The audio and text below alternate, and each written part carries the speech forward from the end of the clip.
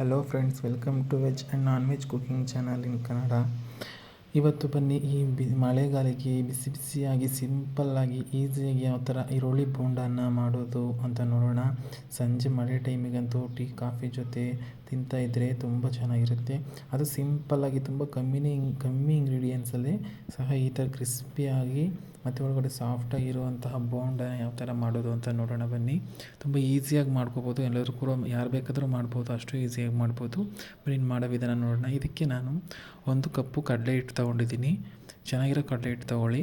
So ಇಲ್ಲಿ ನಾನು 3 ಹಸಿಮೆಣ್ಸಿನ್ಕಾಯಿನ cut ಮಾಡಿ ಇಟ್ಕೊಂಡಿದ್ದೀನಿ. ಇಲ್ಲಿ ಒಂದು ಸ್ವಲ್ಪ ಕೊತ್ತಂಬರಿ ಸೊಪ್ಪು, ಹಾಗೆ ಒಂದು 5-6 ಕರ್ಬೇವಿನ ಸೊಪ್ಪನ್ನ ಕಟ್ ಮಾಡಿ ಇಟ್ಟಿದ್ದೀನಿ.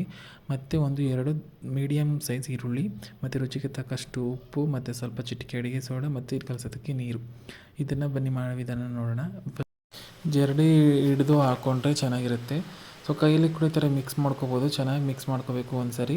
ಸೊ ಮಿಕ್ಸ್ ಮಾಡಿ ಆದಮೇಲೆ ಇದಕ್ಕೆ ರುಚಿಗೆ ತಕ್ಕಷ್ಟು ಉಪ್ಪು ಮತ್ತು ಕಟ್ ಮಾಡಿರುವಂತಹ ಈರುಳ್ಳಿ, ಕೊತ್ತಂಬರಿ ಸೊಪ್ಪು, ಕರಿಬೇವಿನ ಸೊಪ್ಪು, ಹಸಿಮೆಣ್ಸಿನ್ಕಾಯಿ ಎಲ್ಲನೂ ಹಾಕಿ ಮಿಕ್ಸ್ ಮಾಡೋಣ.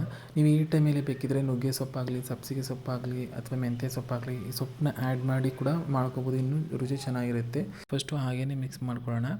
ಹಾಗೆಯೇ ಮಿಕ್ಸ್ ಮಾಡಿದ ನಂತರ ಸ್ವಲ್ಪನೇ ನೀರು ಹಾಕಿ ಅದನ್ನು ಮಿಕ್ಸ್ ಮಾಡ್ಕೋತಾ ಹೋಗಬೇಕು. ಒಂದೇ ಸರಿ ಜಾಸ್ತಿ ನೀರು ಹಾಕೋದಕ್ಕೆ ಹೋಗ್ಬೇಡಿ, ಯಾಕಂದರೆ ತೆಳುವಾಗೋದ್ರೆ ಮತ್ತೆ ಹಿಟ್ಟು ಹಾಕಬೇಕು, ಮತ್ತೆ ಹದ ಕರೆಕ್ಟಾಗಿ ಬರೋಲ್ಲ. ಹಾಗಾಗಿ ಸ್ವಲ್ಪನೇ ಒಂದೊಂದು ಸ್ಪೂನ್ ನೀರು ಹಾಕಿ ನೋಡ್ಕೊಳ್ಳಿ. ನೋಡಿ, ಈ ಕನ್ಸಿಸ್ಟೆನ್ಸಿ ಇರಬೇಕು, ಈ ಹದಕ್ಕಿರಬೇಕು. ಅಂದರೆ ತುಂಬ ತೆಳುವೂ ಇರಬಾರ್ದು, ತುಂಬ ದಪ್ಪನೂ ಇರಬಾರ್ದು. ಸೊ ಹಾಗಾಗಿ ನೀವು ಬೋಂಡ ಈ ಥರ ಹಾಕಿದ್ರೆ ಅದು ಕೂರಬೇಕು, ಅಷ್ಟಿದ್ರೆ ಸಾಕು. ನೋಡಿ, ಈ ಥರ ಇದಿಷ್ಟಿದ್ರೆ ಸಾಕು. ಇವಾಗ ಇದು ರೆಡಿಯಾಗಿದೆ.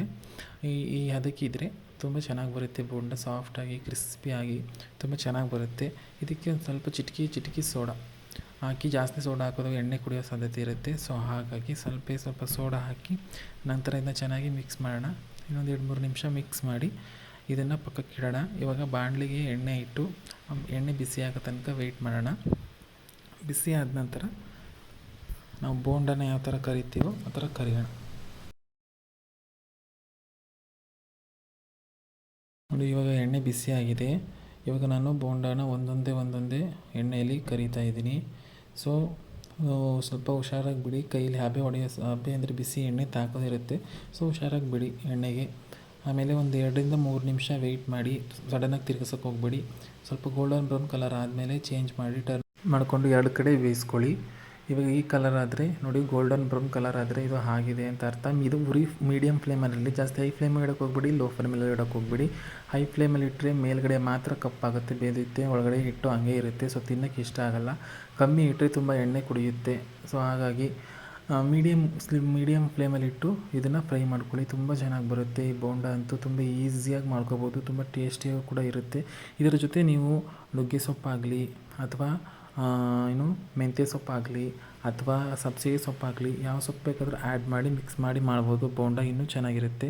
ಸೊ ಆದಮೇಲೆ ನೋಡಿ ಯಾವ ಥರ ಆಗಿದೆ ಅಂತ. ಈ ಥರ ಬೋಂಡ ರೆಡಿಯಾಗಿದೆ. ಬಿಸಿ ಈರುಳ್ಳಿ ಬೋಂಡ. ಇದು ತುಂಬಾ ಚೆನ್ನಾಗಿರುತ್ತೆ ಟೀ ಜೊತೆ, ಕಾಫಿ ಜೊತೆ, ಅಥವಾ ನೀವೇನಾದರೂ ಸ್ನ್ಯಾಕ್ಸ್ ಆಗಿ, ಅಥವಾ ಏನಾದರೂ ಬೇಳೆ ಸಾಂಬಾರು ಜೊತೆನೋ, ಅಥವಾ ಯಾರೋ ಸಡನ್ನಾಗಿ ಗೆಸ್ಟು ನಮ್ಮ ಮನೆಗೆ ಬಂದರು ಅಂತಂದರೆ, ಸಡನ್ನಾಗಿ ಏನೂ ಮಾಡ್ತಿಲ್ಲ ಅಂದರೆ ಒಂದು ಕಡಲೆ ಹಿಟ್ಟು, 2 ಈರುಳ್ಳಿ, 2 ಹಸಿಮೆಣ್ಸಿನ್ಕಾಯಿ ಇದ್ದರೆ ಸಾಕು. ಎಣ್ಣೆ ಇದ್ಬಿಟ್ರಂತೂ ಅದನ್ನ ಬೇಗ ಕಲಸಿ ಹಾಕಿ ಮಾಡಿಕೊಟ್ರೆ ತುಂಬ ಟೇಸ್ಟಿಯಾಗೂ ಇರುತ್ತೆ, ತುಂಬ ಚೆನ್ನಾಗೂ ಇರುತ್ತೆ. ಸೊ ಮನೆಯಲ್ಲಿ ಒಂದ್ಸರಿ ಟ್ರೈ ಮಾಡಿ ನೋಡಿ, ಹೇಗಿತ್ತು ಅಂತ ಕಮೆಂಟ್ ಮಾಡಿ ಹೇಳಿ. ಆದಷ್ಟು ನನ್ನ ಯೂಟ್ಯೂಬ್ ಚಾನಲ್ಲಿರುವಂಥ ರೆಸಿಪಿಗಳನ್ನು ಇನ್ನೂ ಇದ್ದಾವೆ ನೋಡಿ. ಸೊ ನನ್ನ ವಿಡಿಯೋ ನೋಡಿದ್ದಕ್ಕಾಗಿ ಥ್ಯಾಂಕ್ ಯು. ನೋಡಿ ಎಷ್ಟು ಸಾಫ್ಟಾಗಿ ಒಳಗಡೆಯಿಂದ ಕ್ರಿಸ್ಪಿಯಾಗಿ ಎಷ್ಟು ಚೆನ್ನಾಗಿದೆ ಅಂತಂತ. ನೀವು ಕೂಡ ಟ್ರೈ ಮಾಡಿ ನೋಡಿ, ತುಂಬಾ ಚೆನ್ನಾಗಿರುತ್ತೆ. ಸೊ ನನ್ನ ವಿಡಿಯೋ ನೋಡಿದ್ದಕ್ಕಾಗಿ ಧನ್ಯವಾದಗಳು. ನೆಕ್ಸ್ಟ್ ವಿಡಿಯೋದಲ್ಲಿ ಸಿಗೋಣ. Thank you and thank you so much.